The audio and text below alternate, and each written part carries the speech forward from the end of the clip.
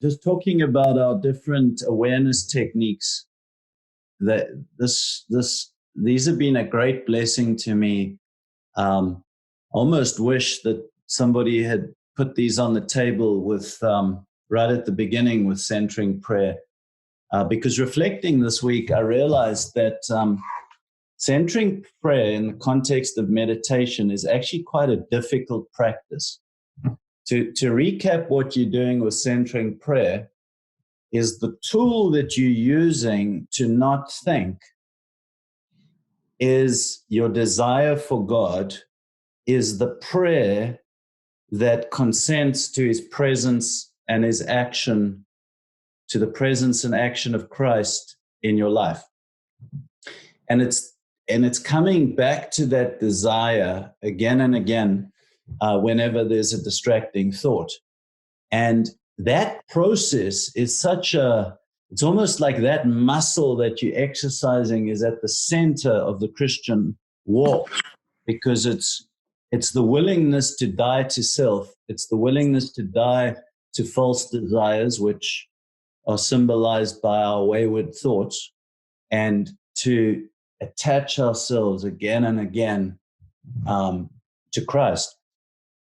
And that's a very powerful process because, as we've shared so often, Christ is in us. And so it's not just some kind of an unnecessary routine. Like if you imagine, if you're trying to build your bicep, you're repeating this exercise. And so the benefit of that is you're strengthening your bicep. Centering prayer is so much more than that, because not only are you strengthening this muscle of surrender and consent to Christ in place of false desires, which in itself is very powerful. Why it's more meaningful than doing an arm curl is because Christ's presence is actually in us.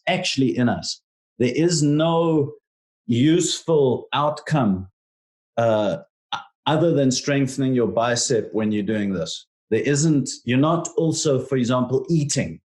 You're not also, for example, doing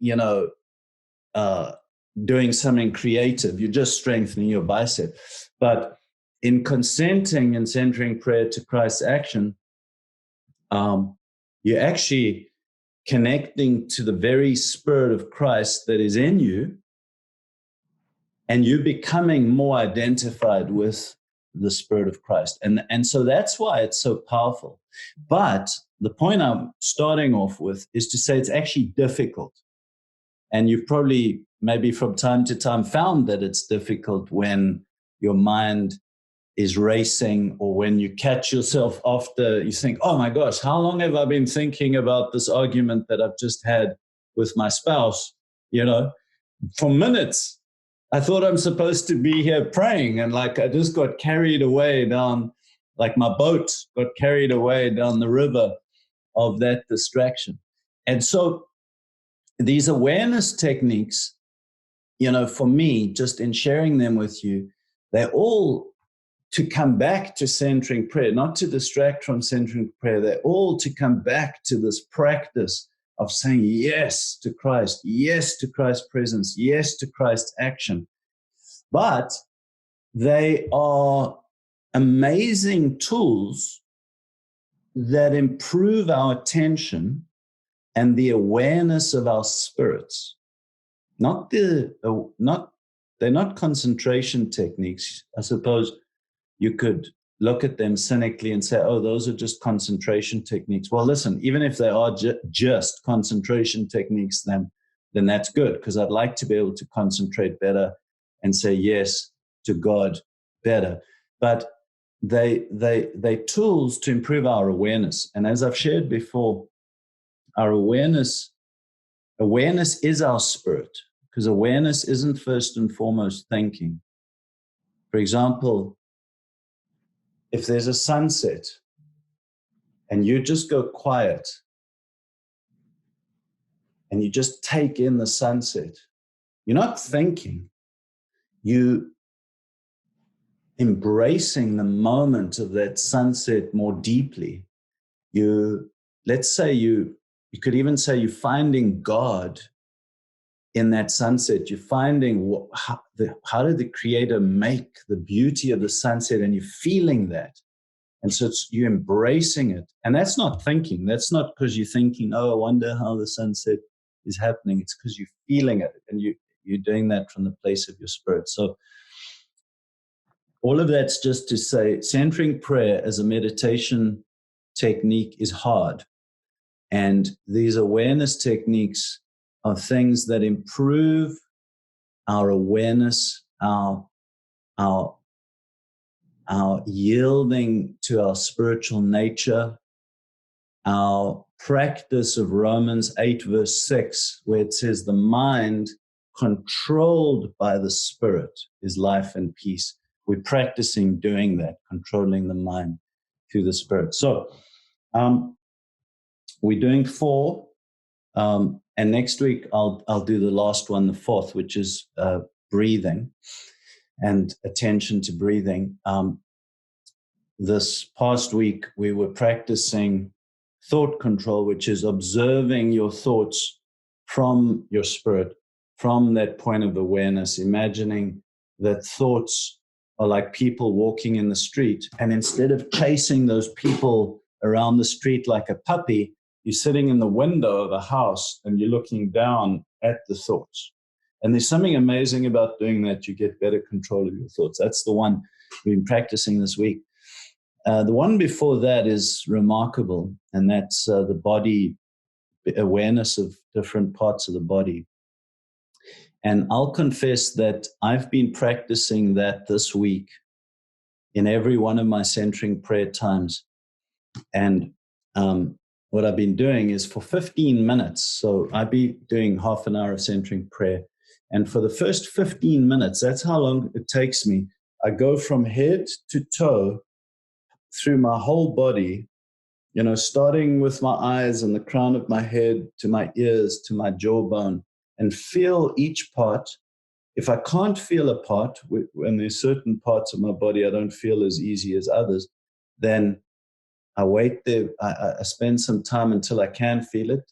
Sometimes I even have to go away to a different part, then come back.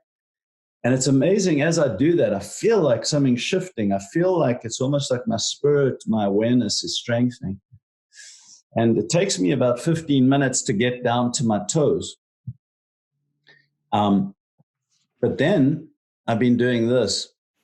Once I've felt every part of my body, it's almost like something fresh has come alive. Then I try to feel my whole body at once. And it takes maybe 5-10 seconds, almost like I feel my arms easily, I feel my hands, and then I try to switch on parts that aren't feeling, and till I get to a point where it almost feels like my whole body's throbbing with energy. I'm feeling the whole body. And so that's like full awareness of the body. And then from there, I find it so close and so easy to move into a sense of God's presence. So I feel the whole body, and then I just, in a sense, listen or feel for Christ. And that's been so powerful and precious this week. And as I was doing it, this verse hit me that I shared with my wife, and I just want to share it with you. In 1 Corinthians, Apostle Paul says, "Do you not know that your body is the temple of the Holy Spirit who is within you?" And that verse just came alive to me. In fact, even the fact that he puts it as a question, he says, "Do you not know?" Implying that often we do not know. Often we do not know our bodies. We're out of touch with our bodies. There might even be a pain in our stomachs, or it's almost like we neglect to consider our bodies. And I just got this sense that verse makes so much sense. As you become aware of your body, you naturally become aware that it's the temple of the Holy Spirit. And here's why I think that is. because your body is so real. This hand is real. This hand is much more real than me worrying about tomorrow. If I worry about some business deal that will succeed or fail, that's not real. This hand is real. And the thing about God is he's real. God is the ultimate reality. He's the most real thing. He's more real than my hand and more real than the atoms of the universe.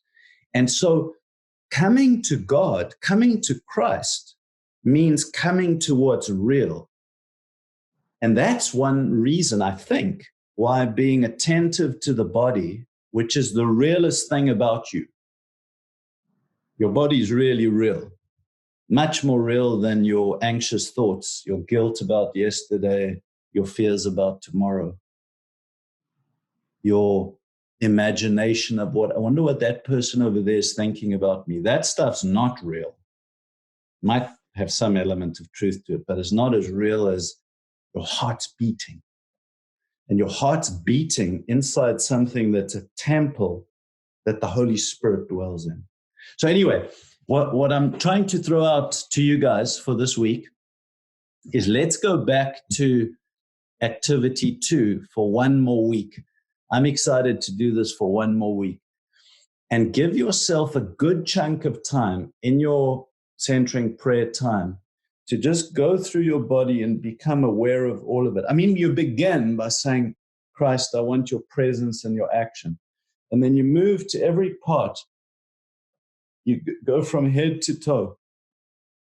And then at the end, once you feel the life throbbing through your body, move to the sense of, okay, now what's inside this temple? Inside, this is the temple of the Holy Spirit. God dwells in me. And you're breaking down where the Apostle Paul says that question, do you not know? So let's know that this week, okay? Okay.